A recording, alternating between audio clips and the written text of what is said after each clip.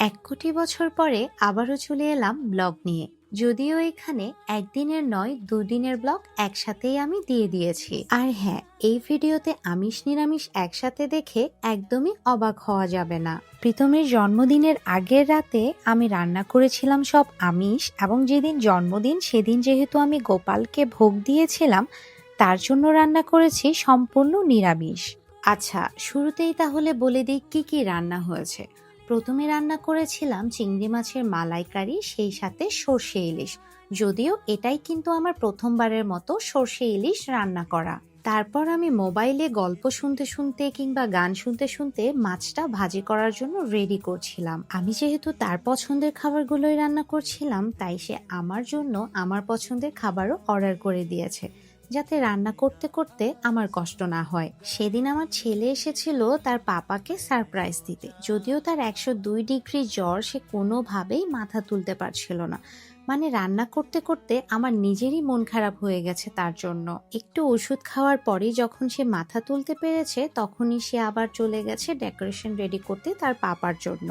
আমিও একটু একটু তাদের সাথে জয়েন হয়ে নিলাম। আর সেই সাথে আমি কি কি রান্না করেছি সেটাও তোমাদেরকে বলি।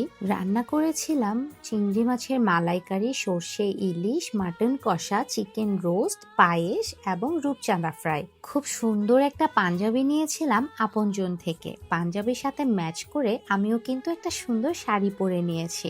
যেহেতু আগে থেকেই ঠিক করে রেখেছিলাম তার জন্মদিনটা একটু আলাদাভাবে পালন করব।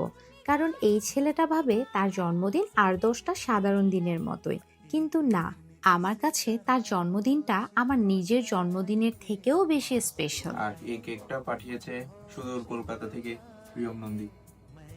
তাই খুব সুন্দরভাবে তার পছন্দের খাবার এবং পরিবারের সাথে প্রথম পর্বটা শেষ করলাম।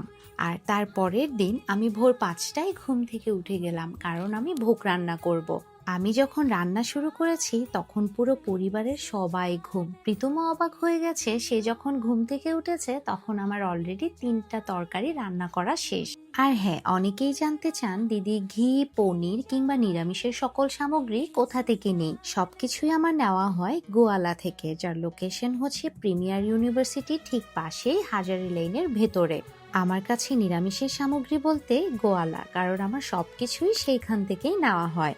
পনির এবং পায়েস, সেই সাথে সব শেষে রান্না করেছিলাম কাবলি ছোলা। আরও কিন্তু অনেক রকমের ভাজিও করেছিলাম, বরবটি, আলু, ঢেঁড়স, পটল, বেগুনি সহ আরও অনেক কিছু। তারপর পুজোর সকল কাজও শেষ করেছি। যদিও আমি রান্না করতে করতে আমার শাশুড়িমা পুজোর অর্ধেক কাজ কিন্তু শেষ করে ফেলেছে। আর হ্যাঁ, আমার ফেভারিট কর্নারে খুব সুন্দর কয়েকটা জিনিস কিন্তু আবারও অ্যাড হয়ে গেছে। এই যে কি সুন্দর বুদ্ধ এবং এই লক্ষ্মী ঠাকুর কিন্তু জায়গা করে নিয়েছে। যাদেরই পছন্দ হবে আমি পেজ মেনশন করে দেব, নিজের কালেকশনে কিন্তু নিয়ে নিতে পারো। এটাই প্রথম আমি এতজনের জন্য এত এত রান্না করেছি। সবাইকে যে ঠিকঠাক মতো পরিবেশন করতে পেরেছি সেটাই আমার কাছে অনেক বড় বিষয়। সবার খাওয়া দাওয়া কিংবা এই পরিবেশন পর্ব শেষ করে বিকেলের দিকে আমি কোনোভাবেই মাথা তুলতে পারছিলাম না। মানে আমার ঘুমে একেবারে চোখ বন্ধ হয়ে আসছে। একটু রেস্ট যদিও আমি নিয়েছি, তারপর আবার সন্ধ্যের পরে তোমাদের দাদার 3য় পর্ব শুরু করে দিয়েছি। আর এই যে দেখো, আমি আসলেই এত এক্সাইটেড, আর তোমাদের দাদার অবস্থা দেখো, কি সুন্দর চিল মুডে সে মোবাইল টিপছে। প্রীতমের স্পেশাল দিনে আমি কোন কোন পেজ থেকে কি কেক অর্ডার করেছি সবগুলোই এখানে দেখাচ্ছি। সেই সাথে হচ্ছে সবগুলো পেজের স্ক্রিনশটও কিন্তু আমি অ্যাড করে দিচ্ছি। আজকের ভিডিওটা এই পর্যন্তই। দেখা হবে আবারও 1 কোটি বছর পরে। টাটা।